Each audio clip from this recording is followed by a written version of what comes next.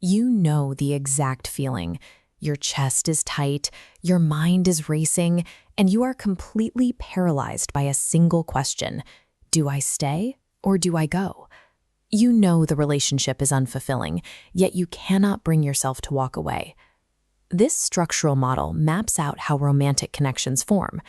At the very bottom, isolated from the rest of the structure, is level 2. This stage is defined by intense mutual attraction and chemistry, but it exists without any actual commitment. When you are stuck in level 2, you aren't actually standing inside a relationship.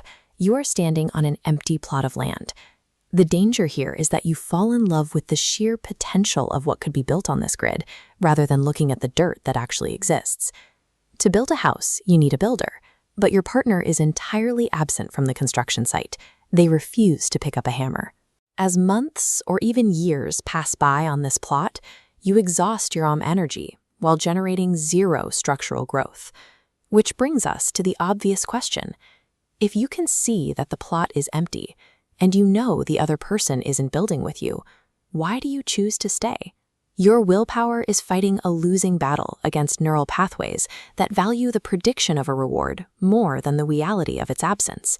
You are betting your life on a one-day wager, the hope that the land won't always be empty. The root of this paralysis goes back to infancy. As babies, we lack the internal mechanism to soothe our own anxiety. We are wired to use external interactions, a caregiver's gaze, touch, or voice, to regulate our internal nervous system. In adults, bonding with a romantic partner triggers a continuous flow of dopamine and oxytocin, driving your internal anxiety gauge down to calm. When you contemplate a breakup, that feedback loop violently severs, causing your anxiety to spike. You experience clinical substance withdrawal. To your nervous system, losing this external chemical supply represents a primal threat to your physical survival. Your body sounds an alarm that you are entirely unprotected and alone. The agonizing inability to leave an incompatible partner is a physical struggle against perceived neurological starvation. Beyond the chemistry, our behavior is often guided by survival patterns formed in early childhood, specifically the role of the people pleaser. A child managing a volatile or emotionally distant parent has no access to lawyers, money, or the ability to leave. To survive that environment, the child learns to read the room and entirely suppress their own needs to keep the caregiver stable. These early survival tactics become the inner architecture of your adult relationships. You project this inherited architecture onto your current partner.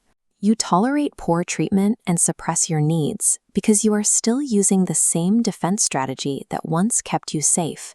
This leads to intense friction over seemingly minor issues. When you have a massive argument over the timing of household chores, you are actually fighting for the power, trust, or value you were denied as a child. We remain trapped in bad relationships because walking away feels like abandoning the very strategy that ensured our survival for years. Breaking this cycle starts with acknowledging that your 5-year-old self was a genius for developing survival strategies. You can look at those defensive patterns and thank them for getting you this far. But the bridge to change is realizing that as an adult, those defenses are now optional. Unlike a child, you have agency, mobility, and the capacity to survive a rupture. You no longer need to please others to ensure your basic safety. This flowchart illustrates the test your relationship must face. To move beyond the empty plot of level 2, you must pass through a bottleneck gate, the hard conversation. You must demand level 3, commitment, which forces a binary choice, grow or end. If it progresses, the final requirement is level 4, compatibility. This loop represents a state where your needs are met without the draining friction of mismatched lifestyles. If the conversation leads to a breakup, you will experience grief. But grieving the dream of what could have been does not mean that the choice to leave was wrong.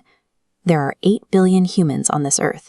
You were born with exactly one job: to take care of, nurture, and stand up for this one specific human being.